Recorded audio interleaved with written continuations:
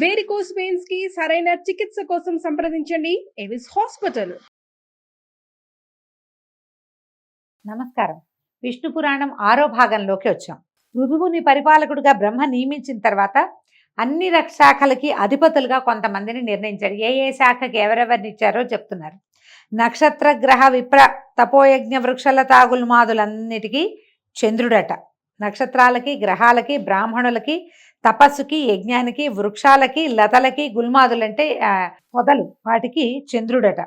రాజులకి వైశ్రవణుడు, జలమునకు వరుణుడు, ఆదిత్యులకు ఉపేంద్రుడైనటువంటి విష్ణువు, వసువులకు పావకుడు, ప్రజాపతులకు దక్షుడు, మరుద్గణాలకు ఇంద్రుడు, మునులకు కపిలుడు, దైత్యదానవులకు ప్రహ్లాదుడు, పితృగణములకు యముడు, ఏనుగులకు ఐరావతము, పక్షులకు గరుక్మంతుడు, సర్పాలకు వాసుకి, అశ్వములకు ఉచ్చైశ్రవము, గోవులకు వృషభము, మృగాలకు సింహము, వృక్షాలకు ప్లక్షం అంటే జువి చెట్టు, పర్వతాలకు హిమగిరి అధిపతులుగా అయ్యారట. ఇప్పుడు చెప్పిన వీళ్ళందరూ కూడా విష్ణువంశతోటి పుట్టిన వాళ్ళేనట. ఆయన ప్రభావం లేకపోతే ఏదీ లేదు. పాలకుని యందు విష్ణుభావం లీనమై ఉంటుంది. మనం ఇప్పటికీ ఏవైనా కొన్ని కథలు చెప్పేటప్పుడు చెప్తాం, నా విష్ణు పృథివీపతి అని. రాజులు ఎవడైతే పాలకుడుగా ఉంటాడో అతను విష్ణువంశ సంభూతుడుగా అయి ఉంటాడు. ఇప్పుడు పాలకులు లేరు కాబట్టి అధికారులను కూడా అలాగేనాలి. ఒక గ్రూపుకి అధిపతి ఎవడైతే ఉన్నాడో అతని యందు విష్ణువు యొక్క వ్యాపనశీలకత్వం అత్యంత సహజంగా ఉంటుందన్నమాట. కాలము, చరాచరాత్మకమైన జగత్తు, మంత్రతంత్రాలు, యాగాదులు, గురువు, దేవతలు, కర్మజ్ఞానేంద్రియాలు సమస్తము విష్ణు రూపమని తెలుసుకో. అలాగే వేదాలు, ఉపనిషత్తులు, శాస్త్రాలు, ధర్మశాస్త్రాలు, పురాణాలు, అనువాకాలు, కావ్యాలు, సంగీతాది విద్యలు, మూర్తామూర్తాలు ఆ పురుషోత్తముని యొక్క మూర్తి భేదాలని గ్రహించు. వీటన్నిట్లలోనూ అంతర్లీనముగా విష్ణువంశే ఉంటుందట. మైత్రేయ, ఈ పురాణ కథ చదివినా ఎన్నో వ్రతాలు, కార్తీక స్నానాలు, పుణ్యక్షేత్ర దర్శనము చేసిన పుణ్యఫలం వస్తుంది. చదివినా వినినా కూడా మనకు అద్భుతమైన ఫలితం లభిస్తుంది అని చెప్పగా మైత్రేయుడు ఆనందంతో నమస్కరించి, గురుదేవా ధన్యుడను, ఒక మనవి. ఉత్తానపాదుని అన్వయ కథ చెప్పావు అంటే ఉత్తానపాదుని కుమారుడు ధ్రువుడు అవి కథ చెప్పుకున్నాం కదా. ఆ ప్రియవ్రతునికి అతని కొడుకులకి సంబంధించిన రాజా చరిత్ర కూడా వినాలనుంది, అది చెప్పమంటే అప్పుడు చెప్తున్నారు. ఏంటి, స్వయంభువనందనుడైన ప్రియవ్రతుని భార్య కుక్షి, ఆమె కర్దమ ప్రజాపతి యొక్క కుమార్తె. ఆ దంపతులకు 10 మంది కొడుకులట. వీళ్ళెవరెవరు? ఆగ్నేధ్రుడు, మేధాతిథి అని ఆయన ఋషిగా కనపడతాడండి మనకి. వపుష్మంతుడు, జ్యోతిష్మంతుడు, ద్యుతిమంతుడు, హవ్యుడు, సవనుడు, మేధుడు, అగ్నిబాహుడు, పుత్రుడు, వీళ్ళందరూ వీళ్ళ యొక్క సంతానం. అయితే వారిలో మేధుడు, అగ్నిబాహుడు, పుత్రుడు వీళ్ళు ముగ్గురు పూర్వజన్మ స్మృతి కలిగిన వారై విరక్తులై యోగనిరతులై భూమి నుంచి వెళ్ళిపోయారట.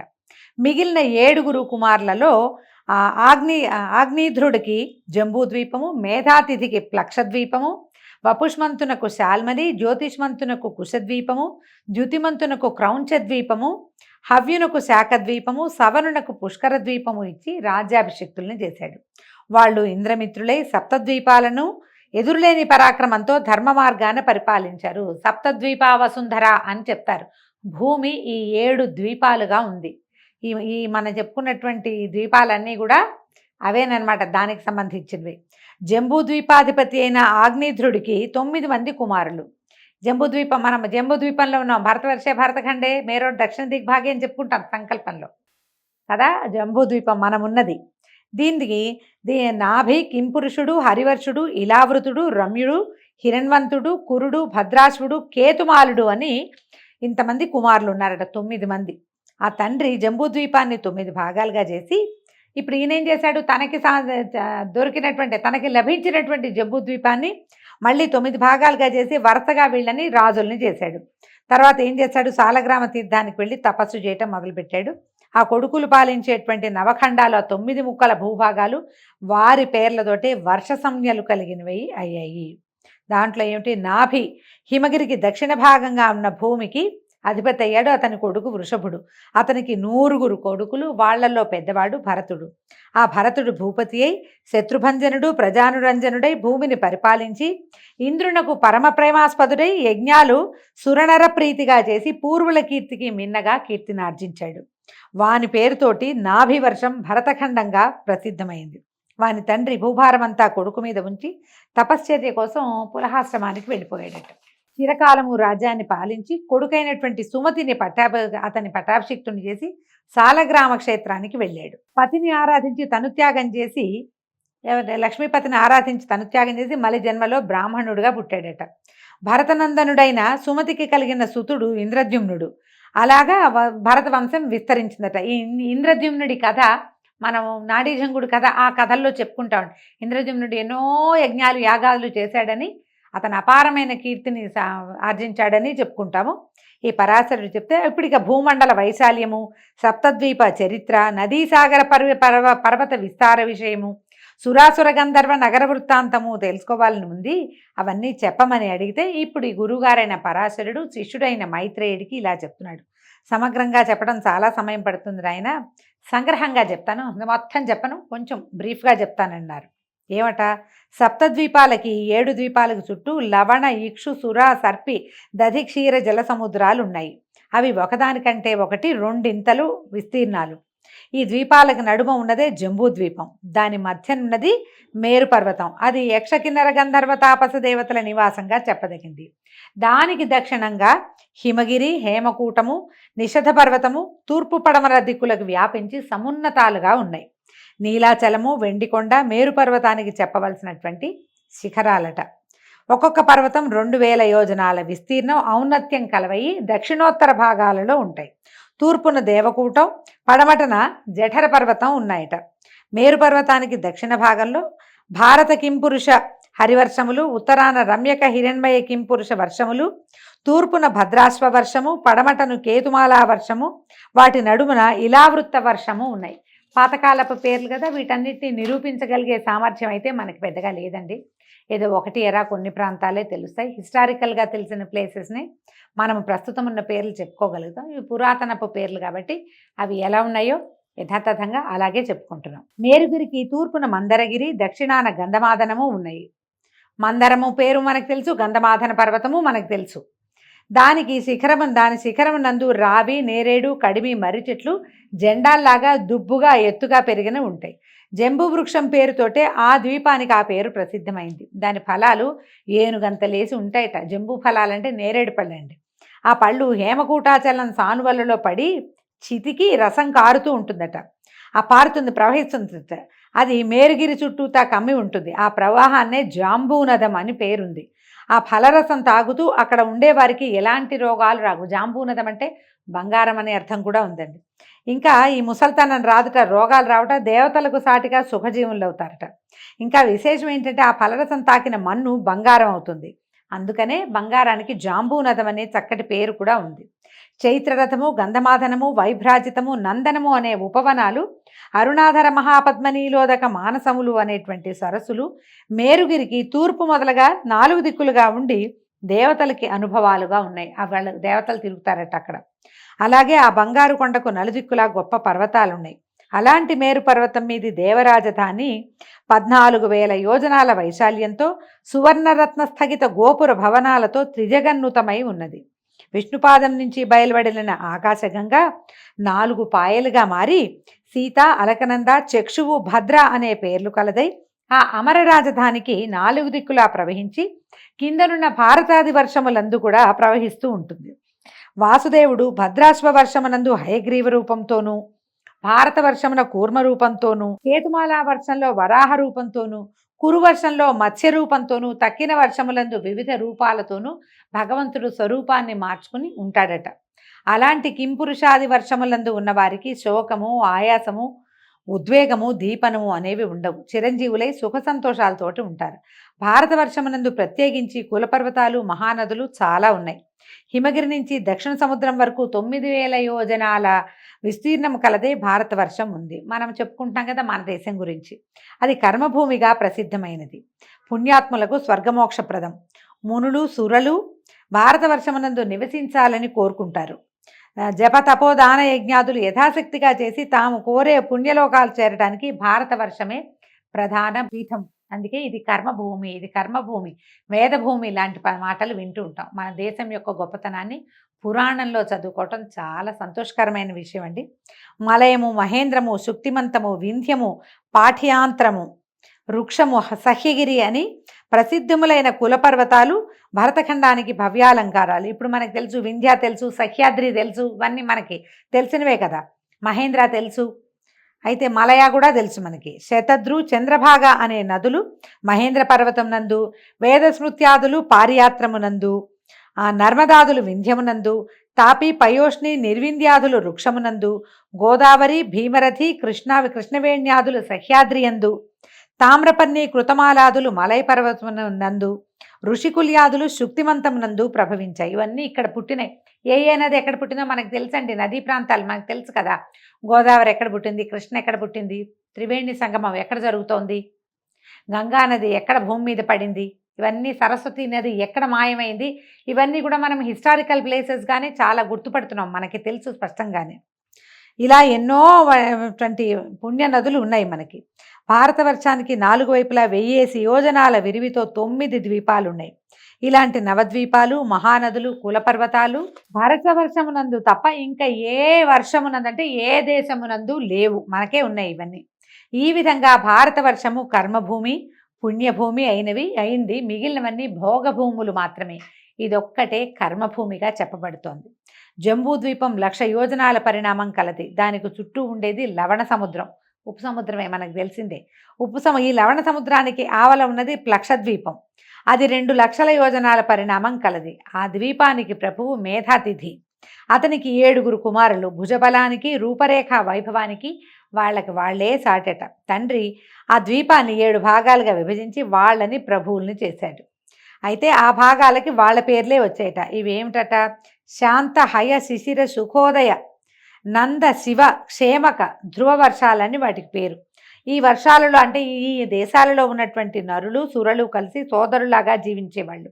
వాళ్ళకి ఏ రోగాలు ఎలాంటి బాధలు ఉండవు. కారణం ఏంటంటే ధర్మానికి పెట్టింది పేరుగా ఆ భూభాగంలో ఉన్నటువంటి నరులు, మానవులు ఉండేవాళ్ళట. ఈ ప్లక్షం అంటే జువి చెట్టు, ఆ ద్వీపానికి పేరు తెచ్చింది. జువి చెట్లు ఎక్కువ ఉంటాయన్నమాట. విష్ణువు చంద్రరూపుడై ఆ ద్వీపంలో భాసిస్తూ ఉంటాడు. ప్లక్ష ద్వీపానికి ఆవల ఉన్నది ఇక్షు సముద్రం. ఇక్షు అంటే మన చెరుకు రసం అండి. ఇక్షు అంటే చెరుకు కర్ర, చెరుకు గడని ఇక్షు అంటారు. అది 1,00,000 యోజనాల వైశాల్యం కలిగింది. ఇక్షు సముద్రానికి ఆవల ఉన్నది శాల్మలి ద్వీపం. ఈ శాల్మలి ద్వీపం అంటే, శాల్మలి అంటే బూరుగ చెట్టు. మనం పత్తిలు తీస్తాం చూడండి, దిళ్ళు అవి చేసుకుంటాం, తలగడలు చేసుకునేటువంటి ఆ పత్తి వచ్చే చెట్టుని బూరుగ చెట్టు అంటారు. అది పొడుగ్గా పెరుగుతుంది, కాయలన్నీ రాలుతూ ఉంటాయి. అక్కడ అవి ఉండుంటాయి, బహుశా శాల్మల ద్వీపం అంటారు. దాని విరివి దాని నిడివెట 4,00,000 యోజనాలట. దాని ప్రభువు వపిష్మంతుడు, అతనికి సుతులు 7. మనకి ఈ ద్వీపాలన్నీ ఇప్పుడు ప్రత్యక్షంగా ఏం తెలియదండి, మనకు తెలిసినవి కాదు. ఆ కాలంలో ఎలా ఉన్నది అని అతను అడగటం వల్ల పురాణంలో ఉన్న విషయమే చెప్పుకుంటున్నాం. శ్వేతహరితులు, జీమూతరోహితులు, సుప్రభుడు, వైద్యుతి, మానసుడు అని వాళ్ళ పేర్లట. శాల్మల ద్వీపం 7 భాగాలయ్యి వాళ్ళ ప్రభువులుగా వాళ్లే ఉండి వాళ్ళ పేర్లతోటే అవి చిన్న చిన్న దేశాలుగా మారినాయి. వాటి మధ్యలో కుముదము, ఉష్ణము, వలాహకము, ద్రోణము, మహిషము, కంకము, కకుద్వంతము అని కులపర్వతాలు ఉన్నాయట. అక్కడ కులపర్వతాలు ఆ ప్రాంతానికి 7 అద్భుతమైనటువంటి పర్వతాలు ఉన్నాయి. వాటి మధ్యలో ఎంచి 7 నదులు కూడా పుట్టాయట. విష్ణువు వాయురూపుడుగా ఆ ద్వీపంలో ఉంటాడట. ఆ శాల్మల వృక్షం 1100 యోజనాల ఔన్నత్యం కలదై ఆ ద్వీపానికి తన పేరు కలిగించింది. చాలా పెద్ద శాల్మల వృక్షం ఉండటం వల్లే శాల్మల ద్వీపం అని పేరు వచ్చిందట. అది ఇంత పెద్దది. ఆ ద్వీపానికి చుట్టూతా ఉన్నది సురా సముద్రం అట. సుర అంటే కళ్ళు, మనం అలాగే చెప్పుకోవాలి. అయితే ఆ సముద్రానికి అవతల ఉన్నది కుశద్వీపం. ఆ ద్వీపాన్ని జ్యోతిష్మంతుడు తన కొడుకులు 7 విభజించిస్తే దానికి కూడా వాళ్ళ పేర్లు వచ్చినాయట. ఆ భాగాలలో మందరము మొదలైనటువంటి పర్వతాలు ఉన్నాయి. ఆ పర్వతాల నుంచి శివ, విధూతపాప, పవిత్ర, సుమతి, పాపహర, హైమవతి, విద్యుదంభ అనేటువంటి 7 నదులు పుట్టాయి. దైత్యదానవులు, దేవగణాలు, ఆ వర్షమునందున్న నరులు కలిసిమెలిసి జీవిస్తారు. మహావిష్ణువు బ్రహ్మరూపుడై ఆ ద్వీపంలో ఉంటాడట. ఆ ద్వీపంలో ఆకాశమును తాకుతూ కుశస్తంభం ఉండటం వల్లే దానికి కుశద్వీపం అని పేరు వచ్చిందట. ఈ కుశద్వీపానికి అవతల ఉన్నది క్రౌంచ ద్వీపం. దాని చుట్టూతా ఉన్నది ఘృత సముద్రం అట. క్రౌంచ ద్వీపానికి చుట్టూతా ఘృత సముద్రం అంటే నేయు యొక్క సముద్రం ఉందిట. ద్యుతిమంతుడికి 7 కుమారులు ఉన్నారట. వాళ్ళకి ఆ ద్వీపాన్ని విభజించిస్తే అవి కూడా వాళ్ళ పేర్లతోటే ప్రసిద్ధి పొందాయి. క్రౌంచ ద్వీపానికి పొలిమేరలో 7 కొండలు ఉన్నాయట. క్రౌంచము, వామనము మొదలైన పేర్లు కలిగినవి. ఆ కొండల నుంచి ఖ్యాతి, కుముద్వతి మొదలైనటువంటి 7 నదులు వెలువడ్డాయట. విష్ణువు ఆ ద్వీపంలో రుద్రరూపుడుగా ఉంటారు. దాని తర్వాతదే శాఖద్వీపం, దాని చుట్టూతా ఉన్నది దధి సముద్రం. దధి అంటే పెరుగండి, పెరుగు సముద్రం ఉందట. ఆ ద్వీపాధిపతి హవ్యుడు తన ద్వీపమును కొడుకులు 7గురికి విభజించి ప్రభువుల్ని చేశాడు. వాళ్ళ పేర్లతోటి ఈ భాగాలు వచ్చినాయి. ఒక్కొక్క భాగంలో ఒక్కొక్క కులపర్వతము, ఒక్కొక్క నది ఉన్నాయట. ఆ ద్వీపాల యొక్క వాసులు ధర్మమూర్తులు, పరస్పర కలహము పాపాలోచన లేని గుణవంతులు. ఆ ద్వీపనందు శ్రీహరి సూర్యరూపుడై యజ్ఞాలలో పూజలు అందుకుంటూ ఆ ద్వీపవాసుల్ని కాపాడుతూ ఉంటాడు. ఆ ద్వీపానికి అవతల ఉన్నదే క్షీర సముద్రం, దానికి సంబంధించి ఉన్నదే పుష్కర ద్వీపం. ఆ ద్వీపానికి సవనుడు అనేవాడు అధిపతిగా ఉన్నాడు. అతడు వీరయుక్తుడు, మహావీరధాతకుడు అనేటువంటి 2 కుమారులు ఉన్నారు అతనికి. దాన్ని ఏం చేశాడు, దీన్ని 2 భాగాలుగా చేసి సమంగా విభజించి ఈ కుమారులిద్దరిని దానికి ప్రభువుల్ని చేశాడు. ఈ 2 భాగాలకి మధ్యలో మానసోత్తరం అనేటువంటి కొండ ఉందట. అది 50,000 యోజనాల పొడవు, ఆకాశాన్ని తాకుతూ ఉంటుంది. సురసిద్ధ గంధర్వులకు నివాసము. ఆ ఇద్దరి పేర ఆ రాజ్యాలకు పుష్కరాలకు పేరు వచ్చిందట, ఆ రాజ్యాలకు వచ్చిందట్ల. ఆ పుష్కరాల ప్రజలు దేవతల్లాగా హాయిగా జీవిస్తారు. రోగాలు, శోకాలు, దుష్టగుణాలు, ముసలితనము లేని ధన్యజీవులుగా ఉంటారు. వాళ్ళు కోరిన వెంటనే షడ్రసోపతమైన భోజనాలు ఎక్కడికక్కడే సంభవిస్తాయట. 10,000 సంవత్సరాలు ఆయుర్దాయం కలిగిన వారుగా ఉంటారట. ఇక్కడ బ్రహ్మస్థానమైనటువంటి వటవృక్షం అంటే పెద్ద మర్రి చెట్టు ఉందట. విష్ణువు ఇక్కడ బ్రహ్మమూర్తిగా ఉంటాడు. దానికి దరిగా ఉండే సముద్రం జలార్ణవం. ఈ సముద్రానికి అవతల ఉన్న పర్వతాన్ని పేరు చక్రవాళమట. ఈ విధంగా బ్రహ్మాండమునందు సప్తద్వీపాలతో, సప్త సముద్రాలతో, నానా చరాచర భూతకోటితో స్వభూమి ధాత్రి విధాత్రి అనే పేరుతో ఒప్పుతూ ఉంటుంది. దాని అధోభాగం నందు అతల వితల నితల గభస్తిమంత మహాతల సుతల పాతాళాలు అనేటువంటి లోకాలున్నాయి. అవి శుక్ల కృష్ణ అరుణ పీత శర్కర శైల కాంచన వర్ణాలు కలిగినటువంటి భూములు కలవై దైత్యదానవ సర్పనివాసాలుగా ఉన్నాయి. పాతాళ లోకాల పేర్లు చెప్తున్నారండి. అయితే ఒకప్పుడు నారదమునీంద్రుడు ఆ లోకాలను చూసొచ్చి నాకు చెప్పాడు ఆ వివరము. అవేంటంటే భాగ్యరేఖకి ఆ లోకాలతో పై లోకాలు సాటి కావు. ఏంటంటే విశేషం ఏంటంటే సూర్యుడు ఆ లోకాలలో మితిమీరిన వేడిగా వెలగడట. చంద్రుడు అతి చెల్లని వెన్నెల విరియడు. ఆశ్చర్యం కదా. ఆ కింద లోకాలకి ఏంటంటే అన్ని సంస్థితంగా ఉంటుంది. ఓసారి ఎండ ఓసారి చల్ల అలా ఉండదట. ఆ లోకాల రాజధానులన్నీ కూడా భవ్య శోభాభ సమానములయ్యి మేడలతోటి ఉంటాయి. అందున్న వారంతా అమూల్యములైన చీనాంబరాలతోటి మణికాంచన భూషణాలతోటి భాసిస్తూ ఉంటారు. అద్భుతంగా ఉంటారట వాళ్ళంతా. భక్ష్య భోజ్య లేఖ్య పానీయ చోష్యములు అతి మనోహరములుగా సుగంధ కర్పూర కస్తూరి పరిమళములతో భవనాలు దివ్యభోగాలుగా ఉంటాయి. అంటే ఆహారము అద్భుతమైంది, ఆహారం తర్వాత అనుభవాలు కూడా అత్యద్భుతమైనవి లభిస్తాయట. వేణు గానామృతంతో మృదంగనాదంతో నాగకాంతలు వేడుకగా పాడుతూ ఉంటారు. పద్మ పరిమళంతో గండు తుమ్మెదల రొదలతోటి సరస్సులు ఉప్పొంగుతూ ఉంటాయి. అరపండిన ఫలవృక్షాలతోటి ఆ నాగకాంతల విహారారామాలు నిత్యనూతన వికాసంతో ఒప్పారుతూ ఉంటాయి. ఇవన్నీ మనకు ఎలా లభిస్తాయండి? ఓన్లీ కథల్లో మాత్రమే లభిస్తాయి. పాతాళ లోకం అత్యద్భుత లోకంగా ఒప్పారుతూ ఉంటుందని నారదుడు ఒకప్పుడు ఎప్పుడో పరాశరుడికి తెలియజేశారట. అయితే ఇక్కడ ఒక చిత్రమైన విషయం చెప్తున్నారండి. అలాంటి పాతాళానికి కింద అపర పురుషోత్తముడు అనంతుడు సమధికైశ్వర్యంతో విరాజిల్లుతూ ఉంటాడు. దైత్యదానవులు, దేవతలు, మునులు, సిద్ధసాధ్యులు ఆ అనంతుని ఉపాసిస్తూ ఉంటారు. ఆ అనంతదేవుని మహిమలను ఏ మహానుభావుడునూ వర్ణించలేడు. 1000 శిరోమణుల కాంతులు దిక్కులయందు నిత్యనూతన కళలను కూర్చుతూ ఉండగా కిరీట కుసుమమాలికల సుగంధము ఆ లోకానికంతకు భవ్య సౌరభం కలిగిస్తూ ఉండగా శరత్కాల మేఘఛాయకు పోటీ చేసే శరీరకాంతి నిండు వెన్నెల పండువ కాగా నడుమున కట్టిన నీలాంబర కాంతి దిక్కుల చిమ్మచీకట్లు కమ్ముతూ ఉండగా ఆ శేషుడు అనాయాసంగా భూమండలాన్ని భరిస్తూ ఉంటాడు. అనంతుడు అంటే సాక్షాత్ విష్ణు స్వరూపుడుగా ఉండేటువంటి ఆదిశేషువుని వర్ణిస్తున్నాడు. నీలాంబరధారిగా ఉంటాడు. ఆయన యొక్క 1000 శిరస్సుల యొక్క మణులు ప్రకాశిస్తూ ఉంటాయట. ఆయన ఉండటం వల్లే ముందే మనం చెప్పుకున్నాం కదా, ముందు పురాణ గాథలో ఏం చెప్పాము, విష్ణుమూర్తి అనంతుణ్ణి అంటే తన సర్పం తన శయ్యగా ఉండేటువంటి ఆదిశేషువుని భూమికి కాపలాగా కింద ఎత్తిపట్టి ఉంచేందుకు పాతాళంలో ఉంచాడు. ఆ పాతాళ లోకంలో కొలువై ఉన్నటువంటి ఆదిశేషువు అయిన అనంతుడి గురించి చెప్తున్నారనమాట. ఇది అతని 2 చేతులలో ఆకాశగంగా ముసలము నాగలిగా 2 రూపాలతో ఉంటుంది. ఒక 2 రూపాల్లో ఉన్నది ముసలము నాగలి, ఈ 2 ఆకాశగంగే ఆ స్వరూపంలో కనపడుతుంది. ఈ అనంతుడికి ఒకప్పుడు కోపం వచ్చి ఊపిరి విడిస్తే దాని జ్వాల చరాచర ప్రపంచానికి ప్రళయాగ్ని జ్వాలగా అవుతుందట. అతడే ప్రళయ సమయం నందు రుద్రుడై జగాలను నశింపజేస్తాడు. మద్యపానము చేత మత్తెక్కి కన్నులు తిప్పుతూ పడగలు విప్పి భీకరముగా ఆడించాడంటే సురాసురాళితో ఉన్న లోకాలని ఉర్రు తొలుగుతాయి. ఎందుకంటే ఆయన భూమిని ఆపుకుని ఉన్నాడు కదా, ఆయన పడగలు కదిలినంటే భూమి అతలాకుతలం అయిపోతుంది. అలాంటి దివ్యశక్తి సంపన్నుడైన అనంతుడు సకల నదీనద సముద్ర పర్వత సహితము చరాచర జంతుయుతము 10 కోట్ల యోజనాల విస్తారము అయినటువంటి భూమండలాన్ని శిరస్సు మీద పూదండలాగా భరిస్తూ ఉంటాడు. ఇంత శక్తి అనంతుడికి కలిగిందంటే సాక్షాత్తు అది విష్ణు ప్రభావ శక్తి, ఆది విష్ణువు యొక్క ప్రభావ శక్తి అతనిలో ఉందన్నమాట. పుష్పసుగంధులైనటువంటి నాగకాంతలు ఆ అనంతునకు చందనపు పూత పూస్తున్నప్పుడు ఆ సుగంధవాయువులు రంజనములై ఎల్లడలా వ్యాపిస్తూ ఉంటాయి.